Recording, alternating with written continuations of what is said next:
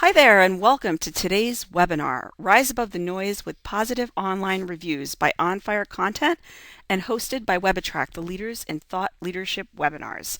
I'm Lori Dearman, Senior Webinar Producer with WebAttract, and I'll be your moderator and host for today's session. For those of you not familiar with On Fire Content, they help businesses get the positive online reviews that they deserve by contacting their customers directly to find out exactly why they buy. This lets potential customers know why their best customers are buying. And in just a moment, I'll be introducing our featured speakers, Jennifer Furda and TC Clark, who will share a surefire way to convert prospects into customers. You'll also have an opportunity to have your questions answered at the end of the presentation during our Ask the Experts panel session with both panelists. We would like to jump in with the first of our polls today, and we'd like to hear from all of you on what are your biggest marketing goals. Okay, if you wouldn't mind selecting your top two. Now, this is on the honor system. You can select more than that, but we're going to ask you to select your top two biggest marketing goals. Is it increasing sales, new customers, standing out among the competition, utilizing all media platforms, getting positive reviews, or perhaps brand awareness? And I'm showing 82% increasing sales and new customers. Well, that certainly makes sense. 35% citing standing out among the competition, 12% utilizing all media platforms, 29% getting positive reviews, 35% saying brand awareness. And the good news is that no matter what it is that you selected today, there will be something for you on the webinar. So I know you're going to enjoy the content that will be shared.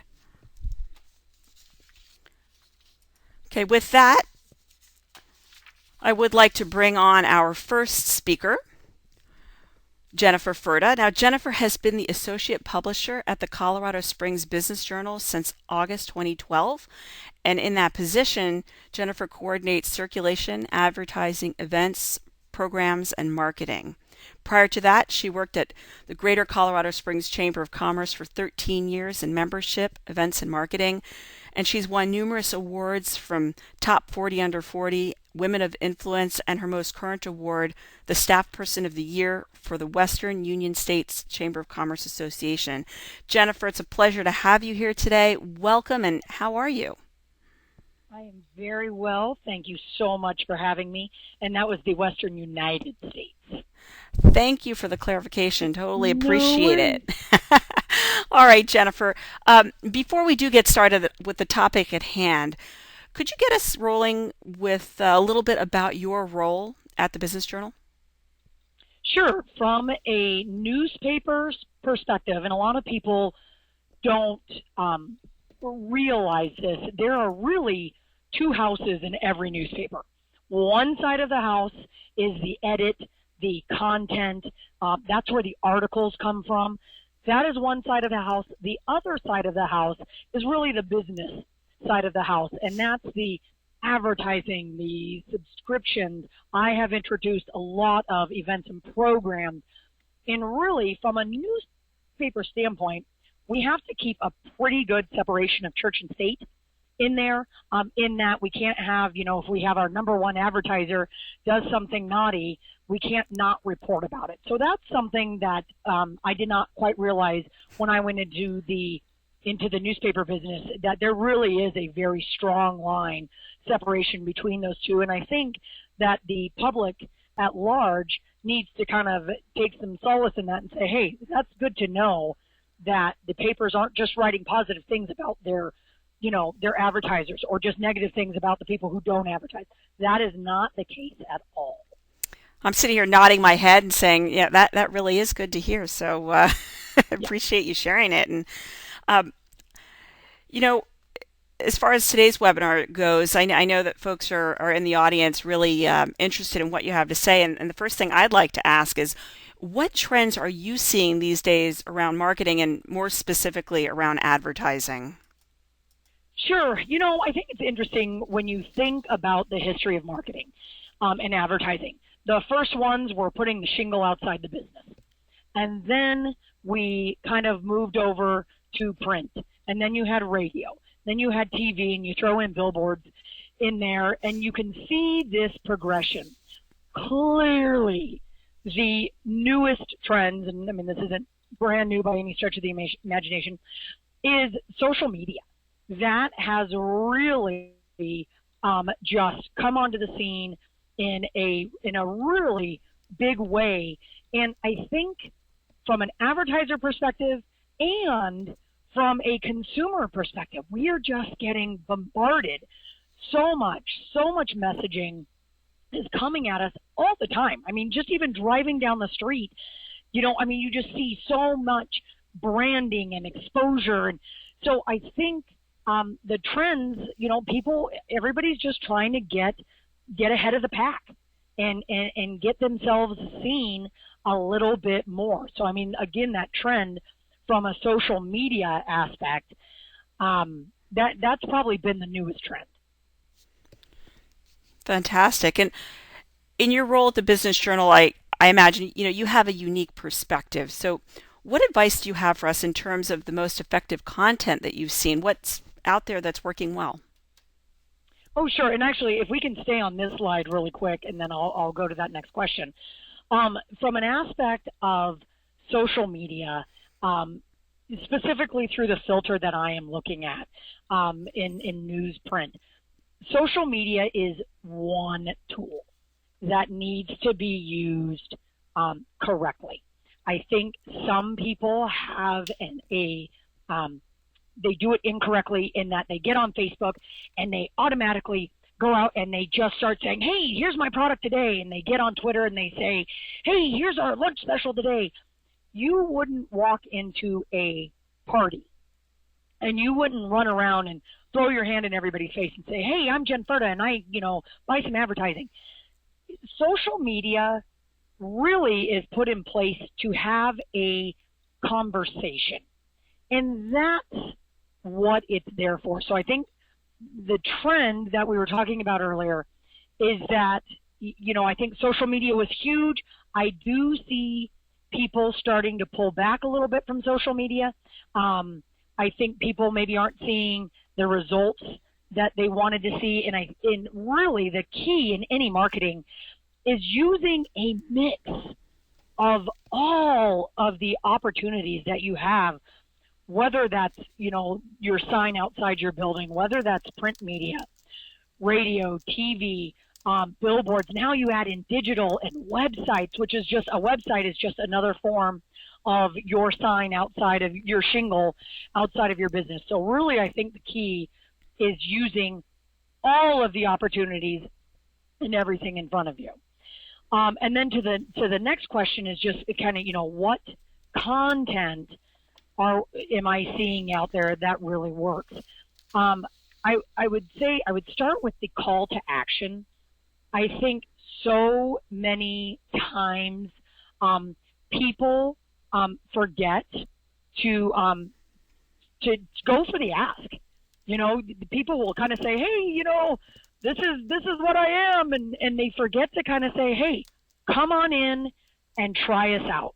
This is why you will like us. So I'd absolutely say the call to action. People are smart consumers.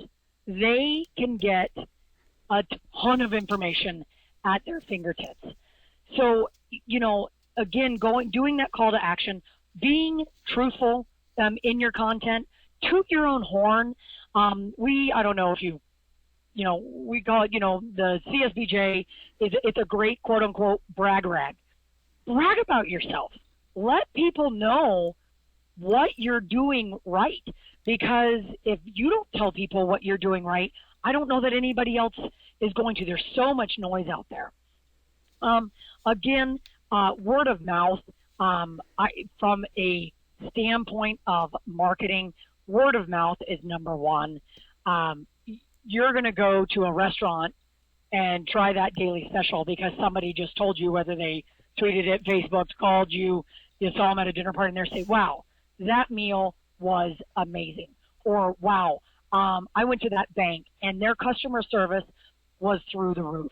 Word of mouth is absolutely the number one best way to get out there.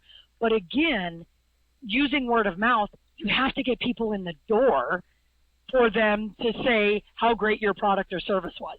So that's where using all the other marketing tools of letting people know who you are, what your product is, what your service is, why you're the best. You have to do that first to get that word of mouth to get people to try you out.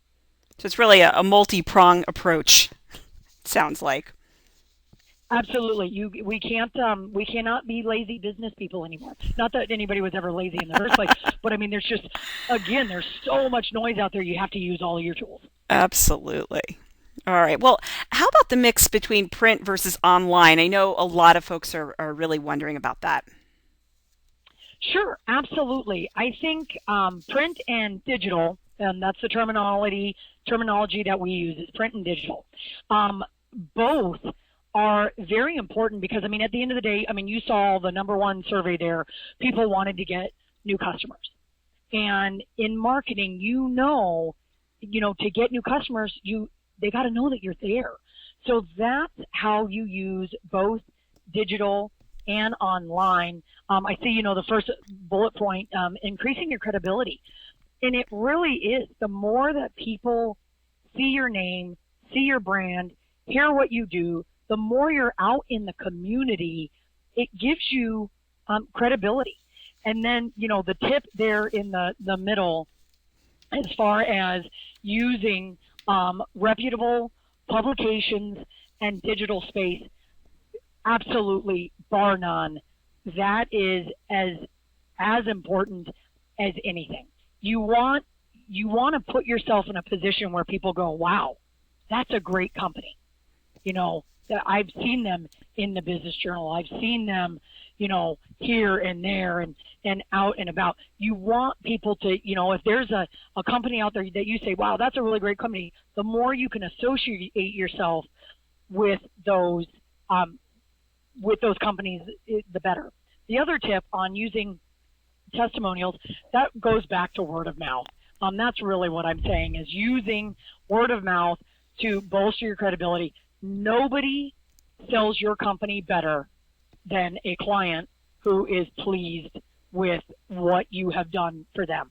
So really using testimonials and trying to capture those when somebody says something good about you and trying to capture that, whether that's on Facebook or wherever. And that's the thing is most people tend, you tend to scream it from the rooftop if you're ticked off. Not necessarily when you had this amazing experience, but that using that word of mouth and using testimonials will help. You don't have to sell your company then. Somebody else will sell it for you.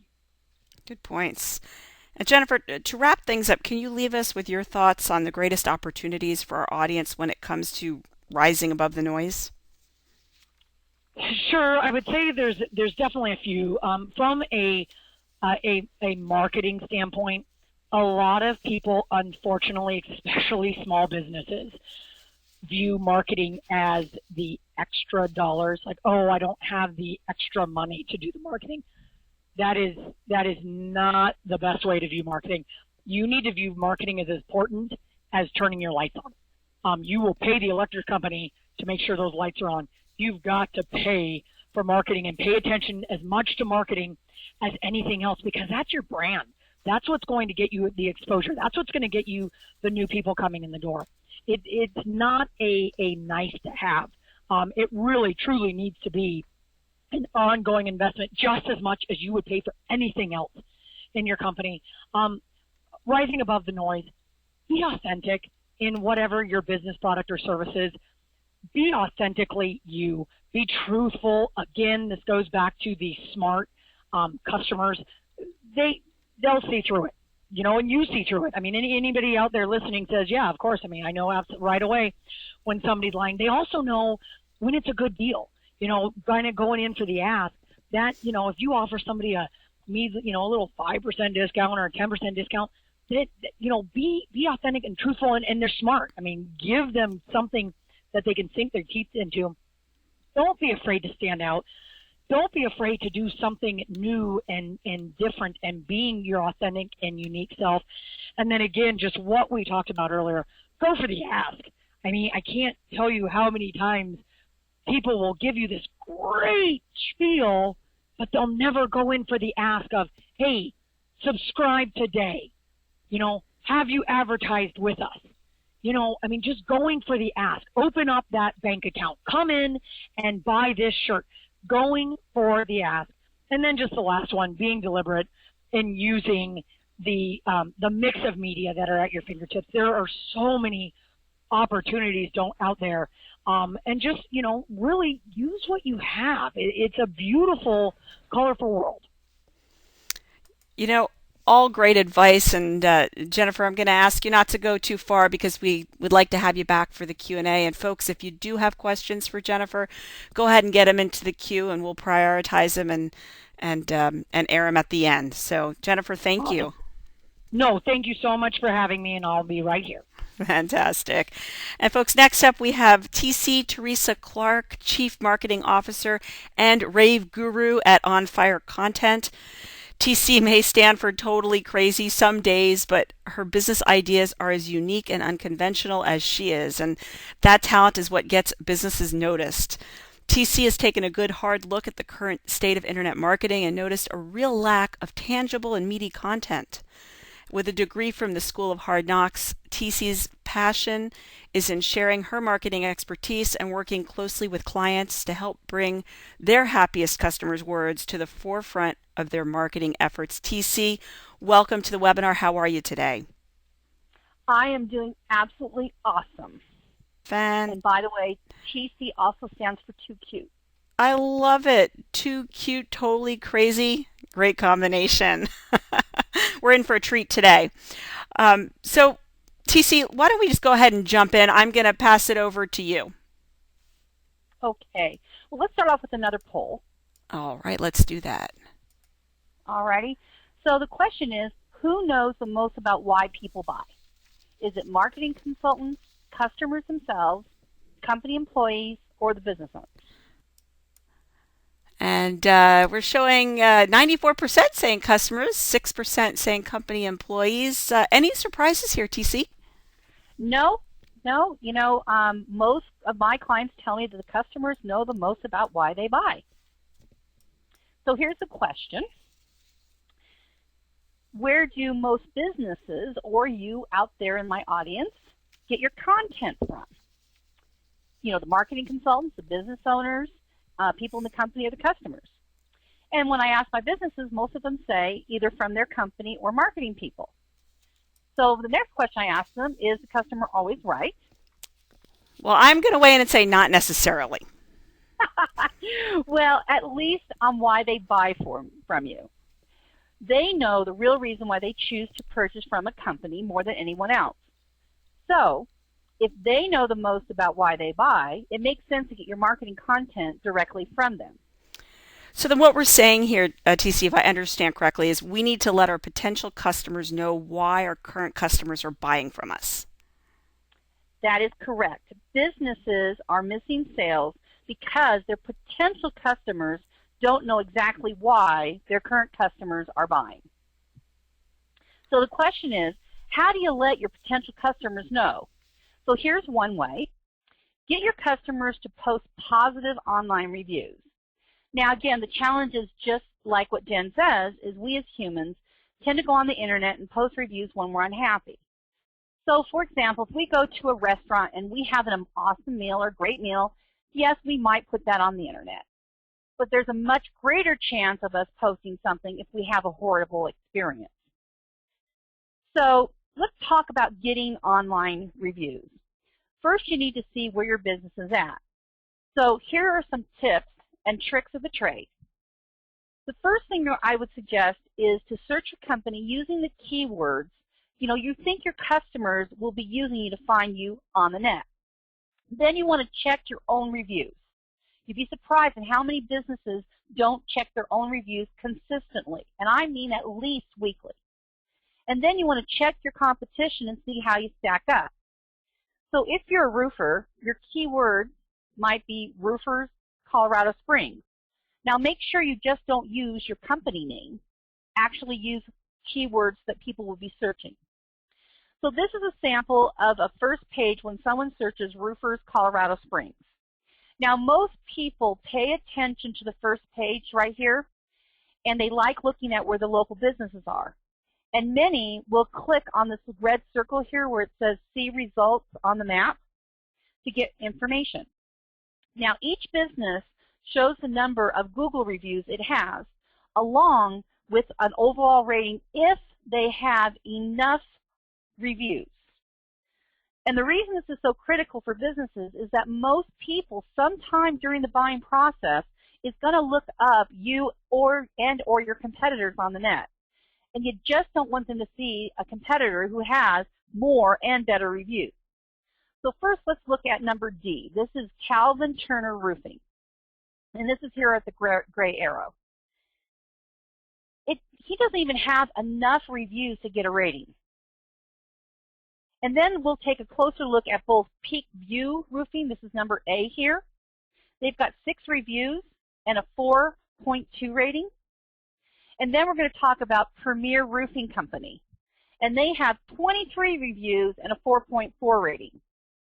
Now, at first glance here, it looks like Peak View Roofing looks good with its 6 reviews and a good rating. But at a closer look, only 4, see these 4 here, are 5-star. They have 2 reviews, unfortunately, that are 2-star reviews. Now, a positive thing is that all of the reviews are less than 6 months old. Nothing is worse than having great reviews, but they're 1 to 2 years old and you don't have anything current. Now, my advice to this company is to get more positive reviews to push down the 2-star reviews, at least make sure they're not on the first page. At least that would help them. Now, let's talk about Premier Roofing Company. They are not missing sales. All 6 reviews on the first page are 5-star reviews, and they're recent. And they have a total of 26 reviews. You see up here, 26. The only suggestion I would have for this company is make sure that the reviews have what I call selling points. They don't just say they're awesome, and we'll get into that a little bit more later. So I think it's safe to say that we all need to be aware of our online reputation and what customers are saying about us. But I think the burning question in our attendees' mind, and certainly in my mind, is how do we go about getting our customers to post reviews in the first place? Well, it seems simple, but again, I'm going to say the same thing that Jen said, is be sure to ask. Is asking a part of the process in delivering your product? Now, we're blessed with having Mary Sullivan. We call her our cat herder extraordinaire. She sets up systems so that every one of our clients is called specifically to get feedback. Here's another tip. Be sure that you're asking for feedback at the right time, depending on your industry. Most industries want to call soon as the person has experienced your product or your service has been delivered. But however, there are some industries, like our client Computer Cats, who is continually, he is with his clients every single month. He likes to wait some time for them to totally experience him and experience their service. The other thing that we say is hire a third party to get feedback from your customers. We even have a third party call our customers. They make our calls. And here's just a note. You want to be careful about offering incentives such as, a contest, products or services, because, you could get fined. All good to know, and appreciate you sharing that with us, TC. And I'm wondering at this point, how about we take a look at some of the challenges and strategies of getting online reviews? Well, here's the first one. A common challenge is getting feedback from customers. And the reason is that most consumers do not like to fill out surveys, especially the ones that say 1 to 10, 10 being best. We recommend these strategies. First, ask their opinion. And the reason you want to do this is it makes them feel important and it really shows them that you care. And have a conversation. Be sure that you're asking open-ended questions. They should be the talking, they should be doing the talking, not you. And again, the reason we suggest a third party to interview them is customers tend to be more open talking to someone not from the company. Now, another challenge is when you get a testimonial, that read like your competition. And so our strategy is to turn your testimonials into raves. And we'll explain a little bit more about raves. But testimonials say you're awesome. Raves tell why. Raves share a story that sets you apart and includes a reason to buy from you. Another challenge is what we call the uncomfortable conversation. When a customer tells you you're awesome, it is uncomfortable for them if you ask why. So that's, again, why we use a third party. It gets people to talk candidly about you. And then, for example, if somebody tells me I'm awesome, and even though I do know I am, okay, it can be uncomfortable for them if I say, well, why am I awesome? A third party can say, tell me more about that. They can probe and ask more questions, and that turns tangible content turns from testimonials into raves. Now, TCI, I hear you talking about raves, so can you clarify this concept a bit more for us?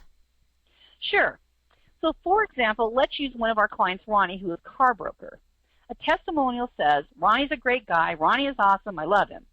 A rave is, I truly feel I got more car for my money with Ronnie than I could have got on my own. This gives a reason why they bought from Ronnie and not someone else. Companies are missing sales when potential customers don't know why their best customers are buying from them.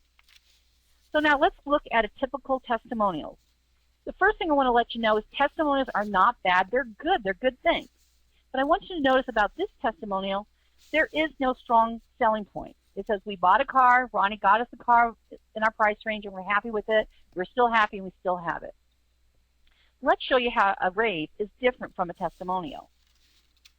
So as you see here, it does tell a story. It has strong selling points that sets Ronnie apart.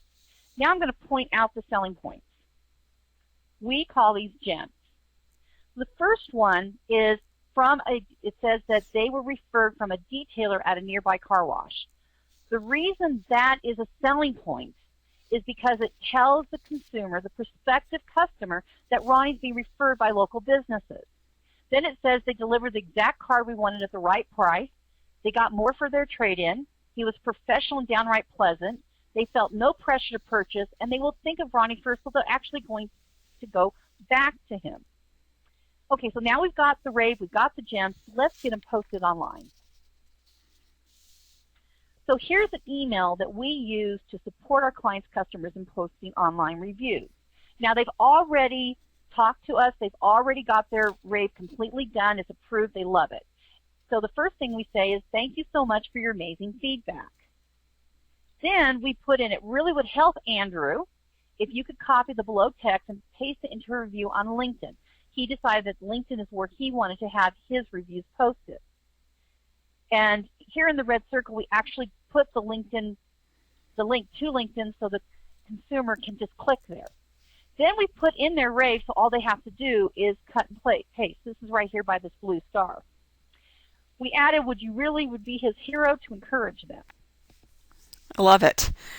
I love it. It's fantastic. TC, we have our great content. We have our gems. We've got folks posting them online.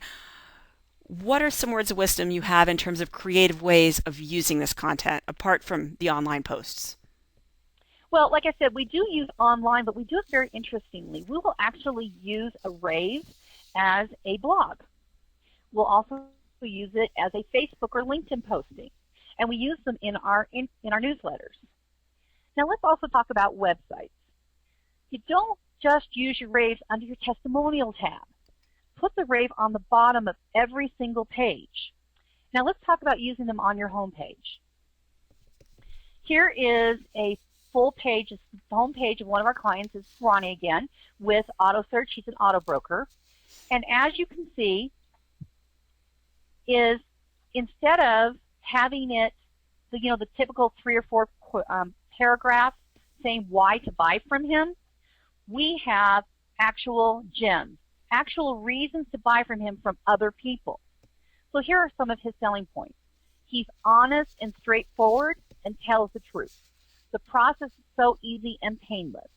He delivered the exact car we wanted at the right price. Okay, gives us suggestions on models we haven't even thought of. This gives you all the reasons that you should hire Ronnie as an auto broker. And if you were to scroll down, you would see the raves that these gems are pulled from. Now let's talk about some other ways that you can use your raves and gems. So letterhead, envelopes, business cards. Put a different different gem on each. A one sentence. Sales presentations. I always tease people because this is the one place that most businesses kind of ignore. It is where they can have the most, it helps the business the most. Now, of course, you're going to have a page to leave behind with all of the raves and, telling people why people bought from you, but also incorporate it into your sales presentation. It's really great. People believe what they hear from other people more than what they hear from us saying about ourselves. So it makes it much stronger. Email signatures. Put a different gem on everybody's email signature and change them out at least once a month. Signs and banners. You can put gems on signs in your company's cars, in your office. You can also put raves on banners for trade shows and events. And then let's talk about direct mail and other collateral, including newspaper. Use different gems and raves in your printed material, in your printed media. And then on voicemail, instead of having somebody listen to music or what your next special is, have them listen to gems while they're on hold. And if you can get these recorded by the person who actually said it, that's even better. Again, great ideas and things that we don't often think about. So thanks for sharing them. And folks, Can I yeah. chime in? I just want to kind of put an exclamation point on what TC was just saying from a standpoint. She's calling them raves, which absolutely, I said word of mouth or testimonials. You can use those in all of your media, using it on your print advertising, using it on radio, TV, and I love the ideas of, putting it on your letterhead. It's not just digital. I think digital is a great place for it, but those types of things can be used everywhere. Good point, Jennifer. Thanks for jumping in. Appreciate it. All right. And folks, we are going to get to the questions coming in. Before we do that, though, TC, could you take us through the takeaways from today's webinar, some things that we should remember as we walk away? Sure. Well, the first thing is online reviews can make or break you. You are losing sales if you do not have good online reviews, and if your competition has more of them and better ones. Raves will set you apart from your competition. So if both of you have the same number of reviews and yours are all focused on selling points and have gems and are really telling people why to buy from you, that's going to set you apart from your competition. It is critical that potential customers know why your best customers are buying. So when you're focusing on your marketing, look at that. Are you letting your potential customers know why your best customers are buying? And just like Jen said, don't be afraid to ask. Ask for feedback, ask for sales. Just make sure that you ask. All right. And I think that gets us to our last slide before the questions, and that is on getting started. So in case you're wondering where to get more information or where do I go from here, I've got some options here on the screen for you. If you're interested in signing up for the On Fire Content newsletter, please email raves@onfirecontent.com and we'll get you connected there. Also, On Fire Content has a library of self-paced on-demand training modules, and certainly encourage you to register for those. We do have a webinar special, so just by being here today or listening to this recording, if you sign up by the end of the year, it's a rate of $79 for the whole series, which is normally $179. And you can find that at onfirecontent.com/reviews. Just to give you an idea, the training goes through all the tips, tricks, and resources to get your own raves. And it includes templates and scripts and Excel sheets, basically an entire toolkit that the On Fire Content team uses with their clients. 5 modules you can watch at your own convenience. And if you sign up before Tuesday, we have a little added incentive here. You get 1 hour of coaching with TC. So of great value, right, TC? How much does that usually go for? Well, my normal rate is $300 an hour, but it's priceless. That's right. I like it. And folks, also, if you're more interested in having all this done for you, certainly reach out to TC Teresa Clark at tc@onfirecontent.com, and she can give you information about their full service packages. So kind of get more information, do it yourself, or get it done for you. All options available there. And as we hit that Q&A session, did want to just give you a chance to kind of weigh in on where your thoughts are, where you're thinking about going from here. So which of the following actions will help you achieve your marketing goals, your organization? In this case, you can select more than one, actually, as many as you like. Are you going to work on changing some of those great testimonials to raves? Are you going to sign up for the On Fire content newsletter? Maybe you're going to go out and evaluate your own online reviews and see how you stack up. Also, if you want to opt in and request information about the on-demand learning series that I was just telling you about, or request a consultation with an On Fire content marketing expert. First question over to you, Jennifer. Sarah's asking, isn't print media outdated? No, I get that a lot. And it's not. I think specifically from a newspaper standpoint and a news standpoint, it's very interesting to me because I always ask people, where are you getting your news? And if you're only getting your news via Facebook or via Twitter, I would be very, very careful about that because you don't know who's on the other side of that. And this could be a 17-year-old with a Twitter account that is blasting out news and, kind of selling it as facts. But as far as print media goes, absolutely not. As we, kind of discussed right in the beginning, social media, and it came on, huge waves, and everybody wanted to be on Facebook, and everybody wanted to be on Twitter, and everybody wanted to be on LinkedIn, and just get out there as much as they can. I think people are starting to realize now that, maybe that's not working as well. Again, using multiple media sources, including print media. And from a standpoint of specifically, this is specifically CSBJ related, but if you look at who my readers are, these are entrepreneurs, small business owners, bank presidents. These are people with money. Where do you want to get your message in front of? I would want to get my message in front of people who have money and can make decisions. So look at who's reading newspaper.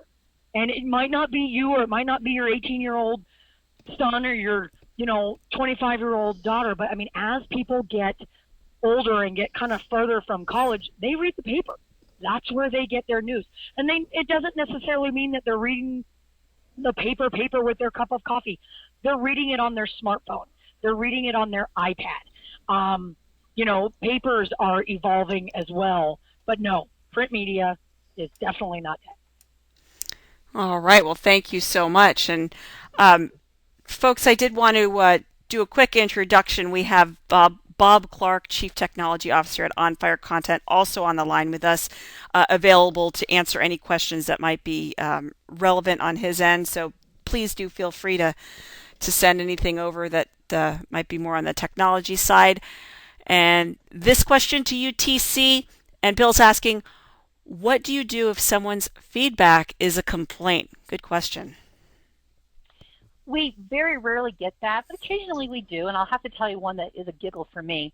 I talk about Ronnie, our auto broker, and what happened with him is the lady was mad because she bought a used vehicle and he did not clean her engine.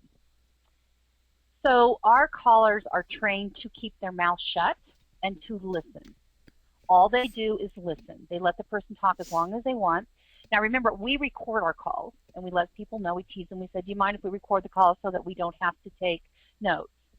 Once that's done, all the caller says is thank you so much for your feedback, and that call is sent to the owner. So it was sent to Ronnie immediately. He called her. He went and got her engine cleaned, and now she's happy. All right. Thank you. This one looks like a good one for you, Bob. Bob, I'm sorry. Yep, I've seen places online that promise to post testimonials. How are you different, or are you different? We are different in the way is we make sure all of our testimonials are verified that they're an actual testimonial. Because I could go on Yelp and create a bunch of accounts and post different testimonials, but they're not real. And if the FCC sees that I'm making fake testimonials, that's where a company can get fined. And as TC said, since we record all of our conversations, if the FCC ever comes to one of our clients, we have tons of proof that is an accurate testimonial. All right. And Jennifer and TC have been doing all the talking. So, Bob, sending one more your way from Katie. My company needs help with our Yelp account. The Yelp filter is very biased and, in our opinion, and completely unfair. Do you have any advice to help us get more reviews and keep them on the first page without being filtered? First thing is, Katie should start looking to make sure her company does a Google business page, because one of the things Google did when Yelp started getting really big was, just as TC showed before, the reviews on Google pages. They're trying to go that route to make Yelp not as important. So make sure she has a Google business page. Second big tip is make sure that her customers are not filling out Yelp reviews at her place, because Yelp will say, Yelp will see that there's the same IP address, and they will flag those reviews. We actually had a client who had that exact same problem. And the third tip is make sure it's not just Katie's company is awesome. There needs to be the story, the tangibles about it. We actually have a client who has a really, really nice restroom at his place. Like, it's beyond what it is for normal people. So I told people in the reviews, talk about how the restroom is always clean, because Yelp will see it's actually tangible. It's talking about the business itself in more detail. If I can chime in on that, Bob, one of the things that we do at On Fire is that's why raves are so critical, is we're looking for that tangible content, and we do help people get them on Yelp. All right. This one to you, TC. Jay's asking, this is nice for business to consumer, but some perspective on business to business services would be interesting. How do you deal with customers who are reluctant to provide information about their experiences? Okay, so these are two different questions. So I'm going to do the first one first. Let's talk about Computer Cats. He is only business to business as an IT company. And what was amazing about him is his raves that he got from his customers were not just from the owner. We went to the people that would actually be making the decision for the next company. So for him, it is the IT guy and the office manager. You need to have them on board. So what we did is we contacted the IT people and the office manager, not just the owner, for his raise. So now when he sits down with another IT guy, he can actually show him what the other IT guy said. And that handled way more weight than the raise from the owner, if that makes sense. The second thing is, when you're dealing with people that say, I have a industry that people don't want to talk. That is what he thought. He said, you're not going to get these people to talk. Well, I can tell you, you'll be surprised when people are asked their opinion. If you're giving them a survey, they back off. But when we say, actually, this is what we say. We say, you know what? I understand that Andrew over at Computer Cast is handling your IT. Can I just get some feedback from you? It'll take about 3 to 5 minutes over the phone. Very rarely. In fact, he gave me, I think, 18 phone numbers, and we ended up with 13 rates. So I hope that'll answer that. All right, great. And Jay, certainly feel free to reach out to TC for more ideas there. And also, Katie, on that question about Yelp, I just got a little message from Bob saying, let her know, call me, and he's happy to provide more information as well. All right. This one to you, Jennifer. It looks like somebody wants to pick your brain a little bit on your expertise. What is the difference between earned media versus paid media? So that's a pretty specific newspaper question, and really the simplest way to put that is earned media is an article, essentially. Paid media, obviously, you're purchasing an ad in the paper, and earned media, that's when you're sending out the press releases. That's when you're getting an article written about you. And what I would encourage people, you have to be careful. You know, if you absolutely want something in the paper, buy an ad.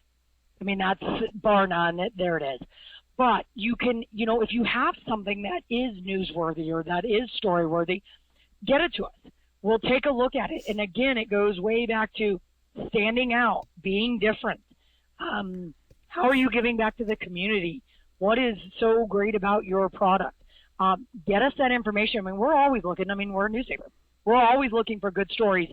But again, in that same breath, if this is something that, you know, it has to go in the paper and it has to go in on this date and, you know, and this is the messaging, buy an ad. You can't, you know, again, that separation of church and state.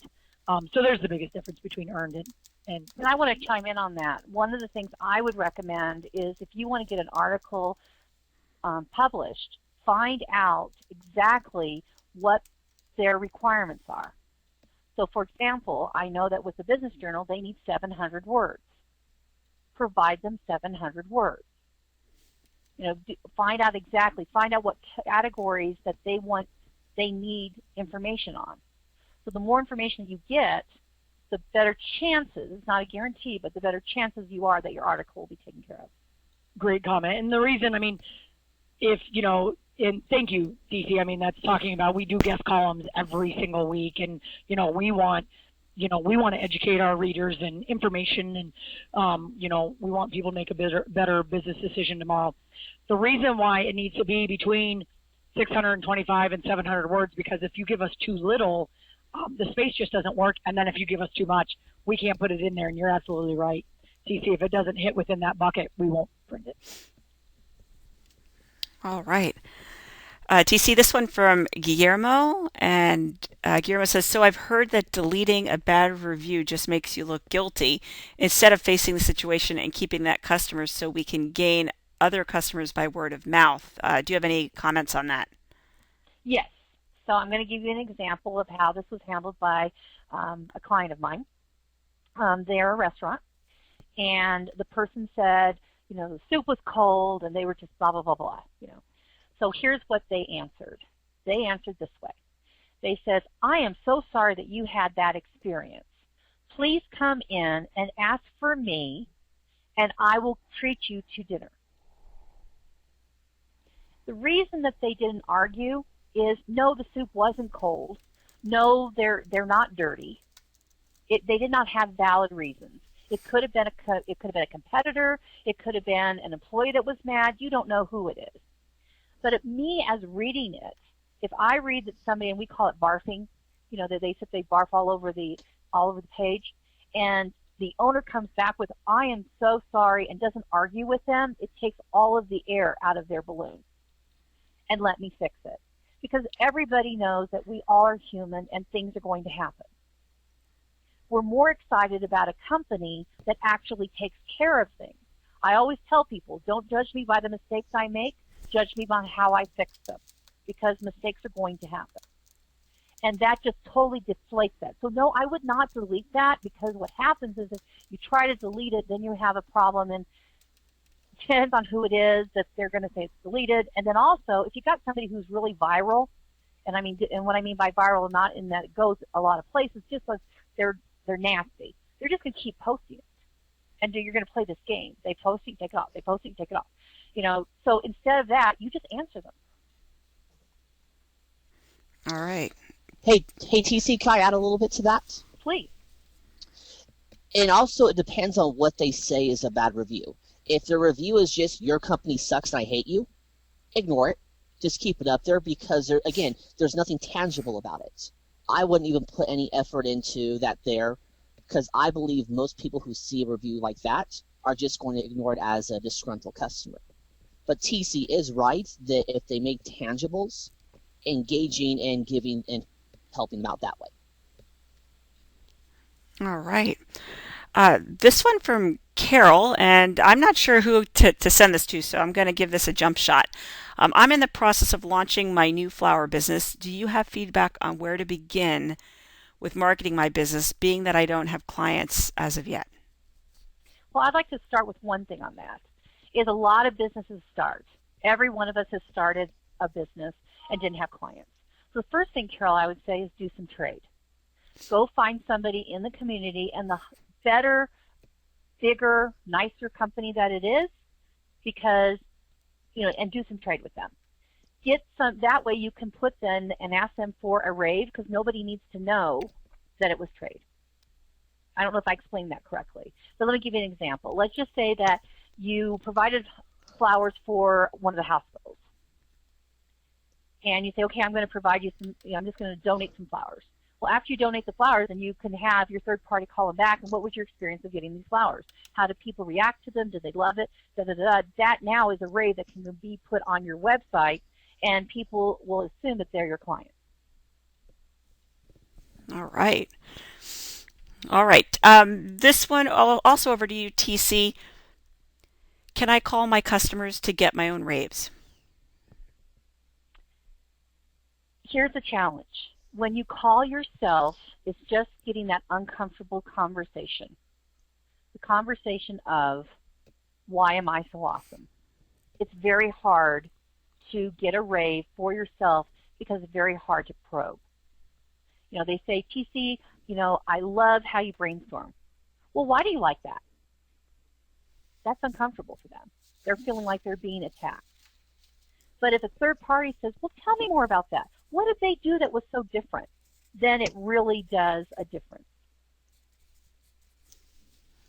All right. Well, you know what? I think we're getting up to the top of the hour, and I want to give both of you a chance, or actually, happy to give all three of you a chance to leave us with some parting words.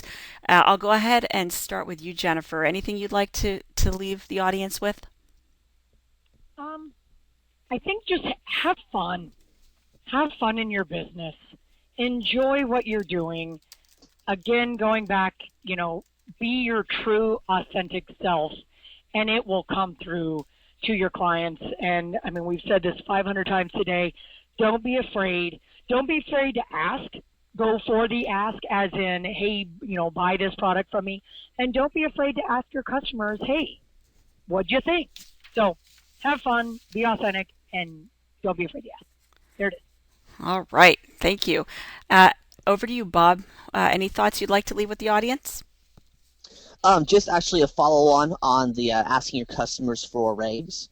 If I called anyone who listened to this webinar and said, why is this webinar awesome? That'd be a very awkward conversation. And that's just the same part of why calling your customers to get raves is awkward for the person that you're calling. Okay, thank you. And over to you, TC.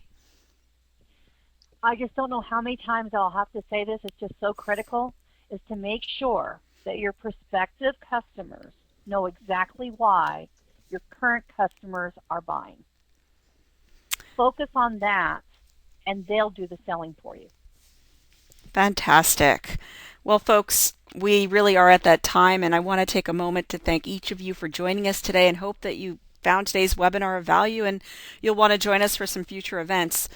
Again, you'll be receiving a short survey right after the webinar. We'd certainly appreciate you taking just a moment to fill it out. Special thanks to our speakers that made today possible, Jennifer Furda, Bob Clark, and TC Teresa Clark, and our sponsor On Fire Content for making today possible. And again, as your moderator, this is Lori Dearman saying thank you and have a great rest of the week. Bye for now.